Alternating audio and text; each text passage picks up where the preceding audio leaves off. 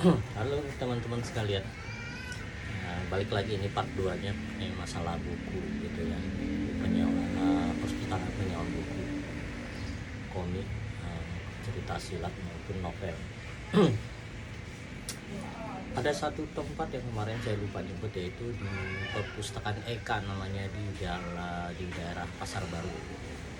Nah itu saya waktu zaman dulu kan, yang namanya baca itu benar-benar hobi yang luar biasa buat saya. Setiap hari saya harus baca. Maka karena saya di rumah itu kan kadang-kadang pagi itu jualan rokok dulu gitu kan. Terus sekolahnya waktu itu kalau nggak salah saya SMP di Sudio Pranoto. Jadi sebelum saya berangkat ke sekolahan, karena saya masuknya siang, berangkatnya agak pagian gitu. Mungkin jam 12 begitu saya udah jalan. Masuk jam 1, saya jam 12 saya udah naik sepeda. Biasanya saya ke perpustakaan dulu, perpustakaan salah satunya itu yang Eka itu, perpustakaan Eka itu. Nah, sono saya pinjam buku di sana, sewa buku. Nah, suatu saat saya sampai di sono itu mau jam 1 gitu. Ternyata saya ketemu dengan guru matematika saya di situ. Pas dia kayaknya beliau juga minjem buku di situ ya. Sama-sama itu, dia tahu saya hobinya baca gitu kan. Habis minjem buku, saya baru ke sekolahan. Ya agak awkward lah gitu, agak canggung ketemu guru di tempat penyewaan buku seperti itu. Nah, kali ini saya mau bicara dulu tentang cerita silat. Kenapa saya ini salah satu yang dulu sering saya lakukan, itu baca buku cerita silat. Kalau komik, saya untuk mulai dari kelas 2 SD saya udah mulai baca komik. Yang kemarin saya udah nyebutin itu yang komik yang saya baca ya. Kemudian ada komik Punakawan, itu Semar, Gareng, Petruk, ya itulah Punakawan berempat itu ya. Apalagi ya, Bagong. Itu komik Punakawan biasanya itu di, kalau nggak salah, Tepak Tatang S itu yang dulu sering saya baca.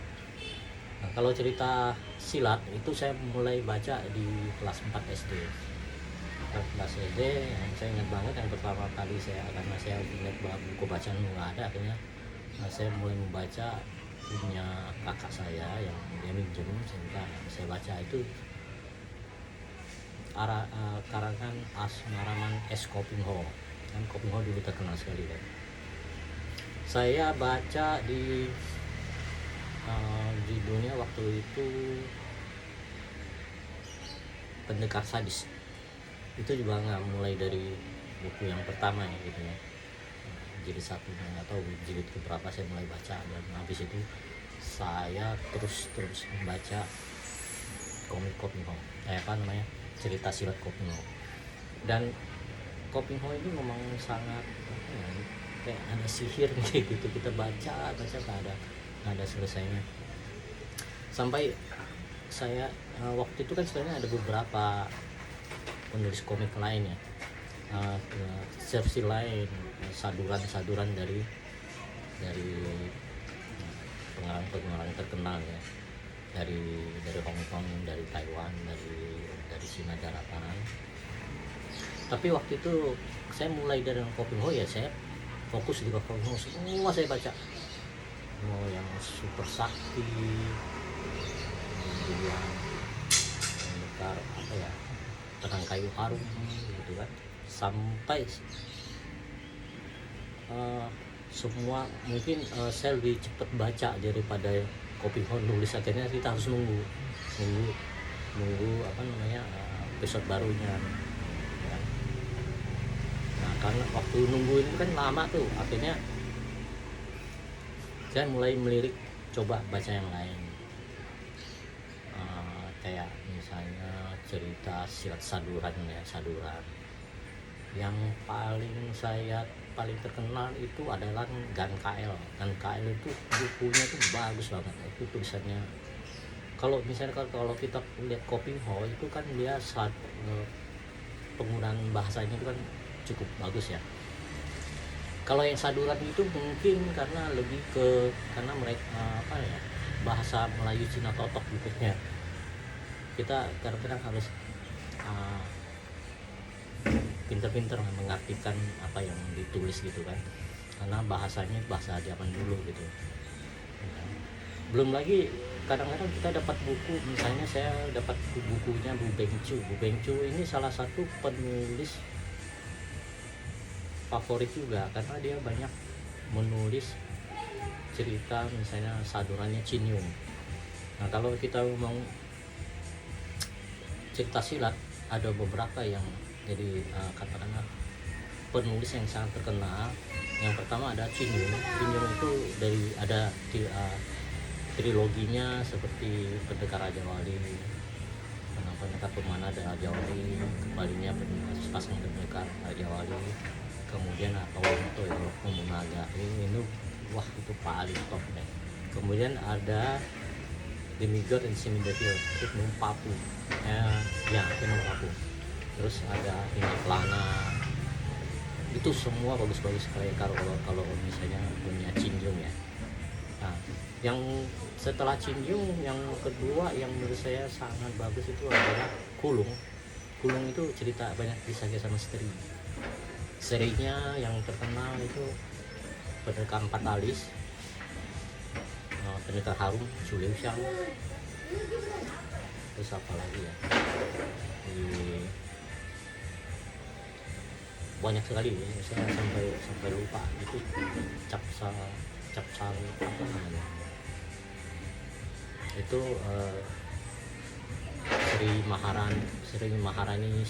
serinya Maharani. Terus kalau Kulung itu lebih cenderung ke misteri dan pendekar-pendekar ya agak berjuis gitu ya. Yang terkenal itu Pendekar Kembar, Bakti Pendekar Kembar. Nah itu sangat-sangat fenomenal buku-buku seperti itu. Kemudian ada salah satu lagi Yang Isen itu juga sangat, bukunya banyak sekali diterjemahkan, kemudian juga banyak dibikin film ya. Kimsi, terus apa lagi?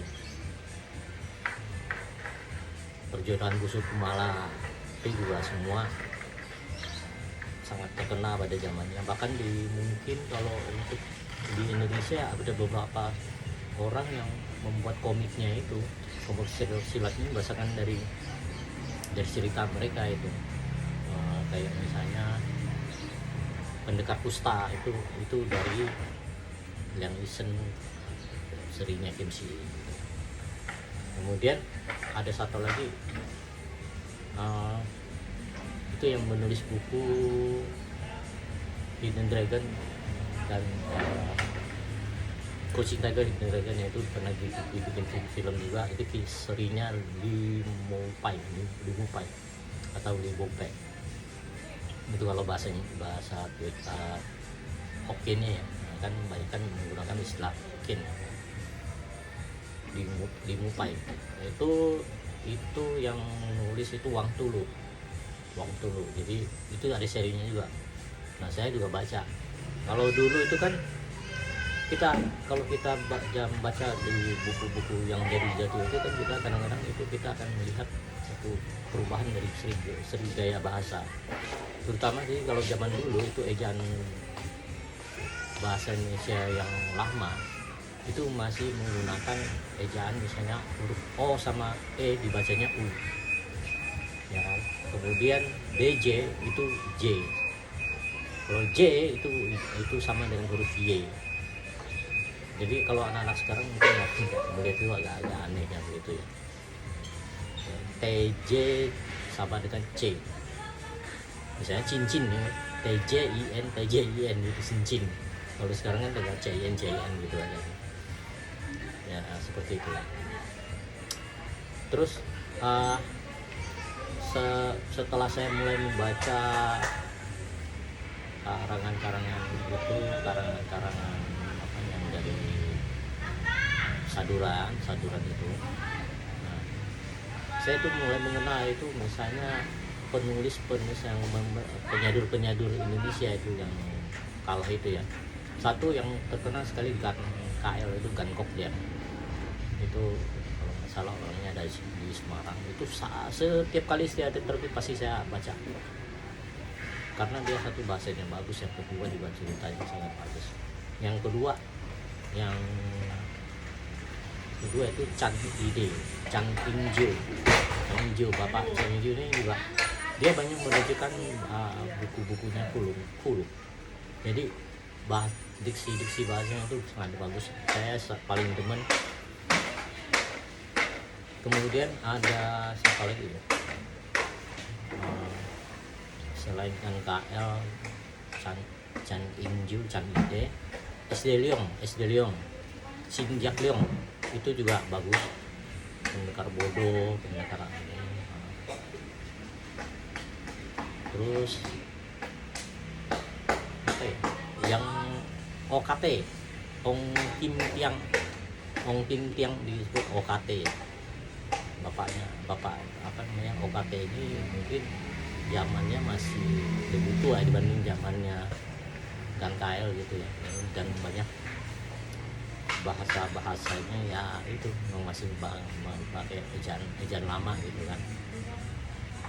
Nah itulah sekilas tentang buku cerita silat yang saya baca. Sampai sekarang pun saya masih banyak ya, ada beberapa yang saya jadikan koleksi. Terus juga ada juga teman-temannya. Terus ada satu yang saya harus mention itu adalah Sangkok, bukunya Sangkok yang dikarang oleh Luan Chong. Saya membaca buku itu waktu zaman SMP dan itu buku yang sangat berat sekali karena buku-buku itu kan termasuk buku klasik ya. Saya harus baca 3 kali baru bisa ingat nama-nama tokohnya. Kemudian kalau yang klasik-klasik itu selain itu ada 108 pendekar yang san atau Nyoswapok kalau kata Pak saya itu Nyoswapok. Jadi kalau ini juga sangat terkenal kalau misalnya di Jepang itu namanya Suikoden. Sangat terkenal 108 pendekar. Ini apa namanya yang san Turunio. Terus ada lagi buku yang mungkin dianggap klasik adalah Impian Pavilion Merah. Itu juga saya baca. Terus kisah misteri, kisah sini itu juga saya baca. Semua baca yang berhubungan dengan, karena literatur saya zaman dulu itu mau mencari misalnya tentang kebudayaan Cina itu kan sangat sedikit. Jadi ya melalui bacaan saya mendapatkan itu ya sekilas saja. Dan saya sangat bersyukur sekali pada zaman saya itu saya bisa membaca buku-buku itu semua, dan memang sampai sekarang ini masih terbawa nih kebiasaan itu, walaupun sekarang udah mulai sangat berkurang ya, nggak kayak zaman dulu. Oke, ini saya pikir ini sampai di sini dulu. Nanti kita akan lanjut ke part 3 nih, tentang buku-buku yang di bookstand yang sering saya baca di zaman dulu. Oh ya, satu lagi saya mau cerita. Saya juga baca Mahayana, Mahabharata. Semua itu buku itu tebalnya segini, tebalnya segini. Tapi saya ini istilahnya semakin tebal suatu buku saya makin penasaran untuk atau apa isinya. Kalau memang itu buku itu menarik, kadang-kadang buku tebal ini itu nggak berasa, cepat sekali. Saya kadang-kadang buku tebal ini nih 10 cm atau 12 cm ini saya selesaikan dalam waktu 1 minggu, bahkan kurang. Karena saya tiap malam tuh pasti baca sampai jam 1 dari jam 2.